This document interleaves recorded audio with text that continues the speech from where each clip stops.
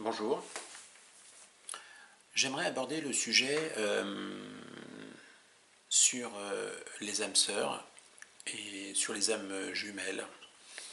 En fait, on pourrait penser que c'est quasiment la même chose, mais on pourrait aussi penser qu'il y a une certaine nuance, une certaine différence, mais subtile, qui n'est pas toujours évidente à discerner pour tout le monde, et ça peut se comprendre parce que c'est très ressemblant. Alors, comment reconnaître une âme sœur et ou une âme jumelle? Bien souvent, lorsqu'on rencontre des personnes, on apprend à les connaître. On a besoin souvent d'un certain temps pour savoir, pour savoir connaître un peu mieux l'autre, ou alors se dire, oui, voilà, cette personne, je m'entends bien avec elle, elle correspond plus ou moins à mes idées, etc., etc. Donc il y a souvent des réglages qui se mettent en place par rapport à sa relation à l'autre. Concernant les âmes sœurs ou les âmes jumelles, lorsqu'on rencontre une personne qui est donc notre âme sœur ou notre âme jumelle, c'est comme si on l'avait déjà connue dans une autre vie, si je peux me permettre de parler comme ça. En fait, on a l'impression de se reconnaître. C'est pas comme si on se connaissait, on se reconnaît. C'est-à-dire que avant même de parler, de dire une première phrase à une personne qu'on a à peine rencontrée, mais qui est notre âme sœur, on sait déjà, on sait déjà quelle est cette personne. Parce qu'en en fait, on reconnaît son intériorité à l'autre, on reconnaît son âme. Alors, comment est-ce qu'on peut arriver à reconnaître l'âme d'une personne qu'on ne connaît pas? À moins d'avoir des perceptions extrasensorielles. Tout simplement parce qu'en fait, ce que l'on reconnaît chez l'autre, c'est sa propre essence que l'on voit à travers l'autre. Et c'est une relation qui est en général assez bouleversante, parce qu'elle peut révolutionner toute sa manière de voir les choses dans sa relation aux autres, etc. Elle peut chambouler une vie qui était à la base, au préalable, bien établie, et qui peut complètement être déstabilisée parce que la relation elle-même est déstabilisante. Ce n'est pas des choses qui sont préméditées ou quoi que ce soit. Ça vient. Pourquoi? Il n'y a pas d'explication logique. Qu'est-ce qui fait que l'on rencontre une personne qui est notre âme sœur ou notre âme jumelle? Et je reviendrai plus tard sur la différence ou la nuance qu'il y a entre une âme sœur et une âme jumelle. J'ai pas oublié de vous parler de cette nuance, mais pour le moment, on regroupe le tout pour que ce soit beaucoup plus simple pour tout le monde. Alors, le fait qu'on rencontre cette personne, il y a forcément une raison, mais la raison, on ne la connaît pas forcément tout le temps. Et je dirais que s'il y avait une réponse à cette question, la réponse, bien souvent, n'est pas donnée dans cette vie, dans la vie d'une personne qui a rencontré son âme sœur. On peut interpréter, on peut imaginer beaucoup de choses. C'est vrai que ça fait travailler beaucoup l'imagination dans ces cas-là. Mais le fait est, c'est qu'on ne contrôle pas ces choses-là. Non seulement on ne les contrôle pas,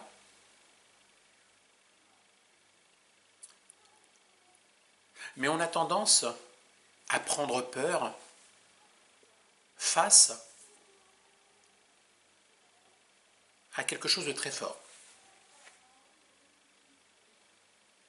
Alors ça concerne quoi, ce type de relation? Est-ce que ça concerne les âmes sœurs ou est-ce que ça concerne les âmes jumelles?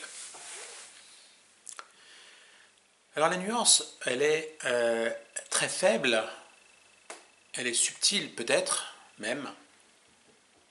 La relation entre deux âmes sœurs, elle va être beaucoup plus harmonieuse parce que très complémentaire, très télépathique, on va dire ça comme ça. Les âmes jumelles, c'est encore un tout petit peu plus fort, encore un peu plus puissant que les âmes sœurs. Parce que les âmes jumelles sont carrément pareilles. Elles sont identiques. Même si elles n'ont pas eu les mêmes vies, elles sont identiques. Sur bien des points. Et c'est ce qui fait que la relation est beaucoup plus complexe, beaucoup plus compliquée. Parce que cette relation est tellement forte, elle est tellement forte en réalité, qu'elle augmente par sa puissance et par sa profondeur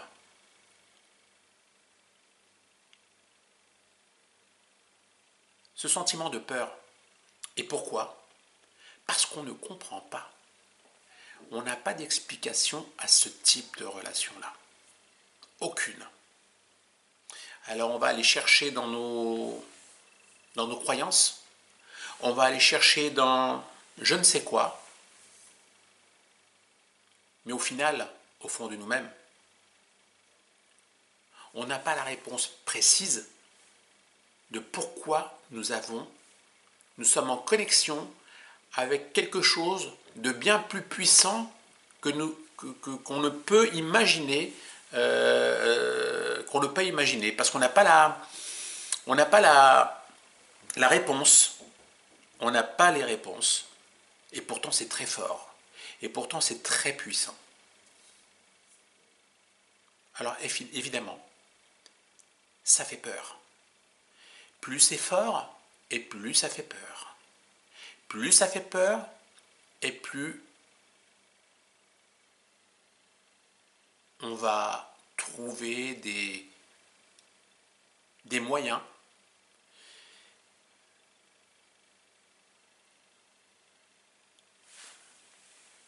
de ne pas valider quelque chose de très fort en trouvant des prétextes, en se mentant à soi-même. Et c'est tellement plus simple et tellement plus facile de ne pas faire confiance, de se méfier de son âme jumelle.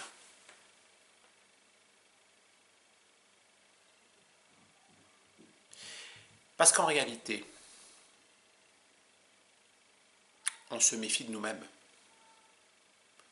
Parce qu'on ne se connaît pas suffisamment. Et le fait qu'on ne se connaisse pas suffisamment, d'une certaine façon, c'est positif. Parce que c'est une manière de nous protéger face à quelque chose de bien plus grand que nous, que nos croyances en réalité. Ce sont des croyances qui nous limitent vers ce quelque chose de bien plus grand que ça, qui fait qu'on a peur de nous-mêmes.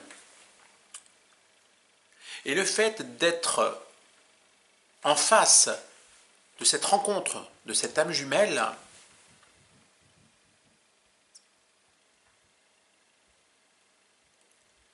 ça fait très peur, pour toutes ces raisons-là. C'est-à-dire que, par effet de miroir, l'âme jumelle nous connaît mieux que nous-mêmes. Donc elle nous délivre des messages bien plus percutants que les messages qui ont été limités par nos propres croyances limitantes. Et ça bouge, et ça fait bouger. Ça perturbe. Alors évidemment, le mécanisme de défense, il va changer de visage, Et il va faire qu'on va se méfier de cette personne qui est notre âme jumelle. Justement parce qu'on va se méfier de ce qu'elle peut nous projeter, de ce que nous sommes peut-être réellement, et que nos croyances limitantes ne veulent pas nous laisser l'intégrer. Parce que pour pouvoir intégrer ces changements, il faut changer aussi ses propres croyances. C'est la raison pour laquelle la relation entre deux âmes jumelles est quelque chose de très complexe.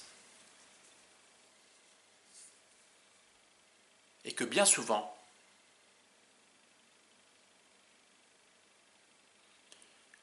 tout est mis en place pour ne pas que cette relation aboutisse à quelque chose de positif.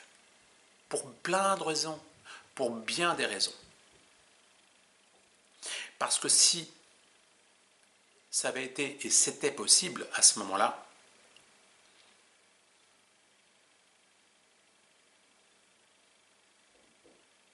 non seulement ça créerait des changements extraordinaires vis-à-vis de la personne qui reçoit, vis-à-vis de son entourage, vis-à-vis de beaucoup de choses en fait en réalité. Ça créerait une lumière beaucoup plus forte que celle que la personne concernée n'aurait jamais imaginée elle-même. Mais en général, deux âmes jumelles, elles s'apportent mutuellement cette lumière. Non seulement elles s'apportent mutuellement cette lumière, mais en plus de ça, elles ont les mêmes peurs, elles ont les mêmes craintes, et elles emploient les mêmes prétextes.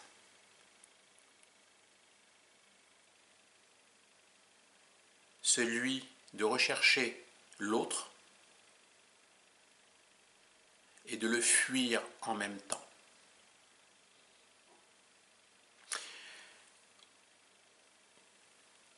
C'est ce qui fait que la relation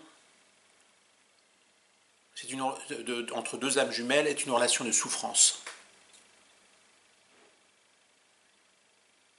C'est une relation qui épuise.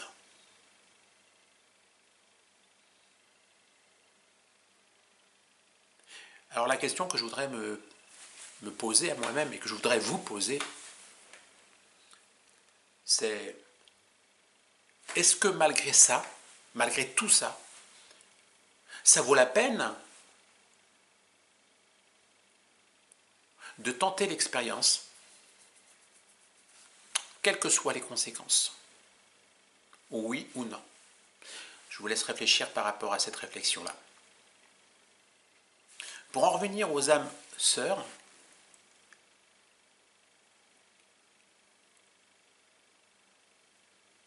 c'est une relation qui est quasiment tout aussi forte qu'une relation entre deux âmes jumelles.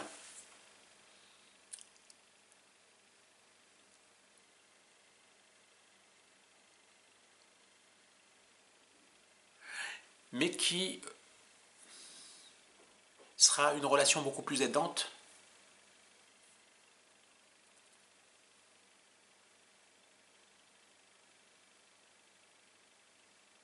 car elle est dans le principe même de l'amour inconditionnel, c'est-à-dire que aider l'autre simplement pour aider l'autre.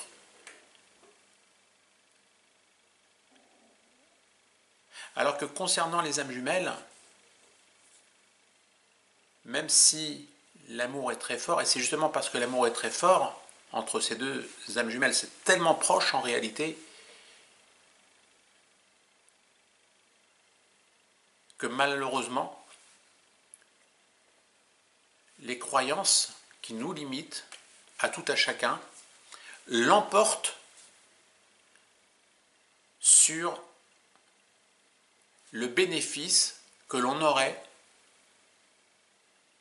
de construire avec son âme jumelle, qui est également une âme sœur, mais avec cette proximité supplémentaire qui fait qu'elle dérange les personnes concernées. Concernant les âmes sœurs, il n'y a pas ce côté dérangeant, mais il y a cette proximité-là. J'espère avoir été assez clair dans ma réflexion. Et je vous invite à développer de votre côté et me faire partager vos points de vue en vous souhaitant une excellente journée.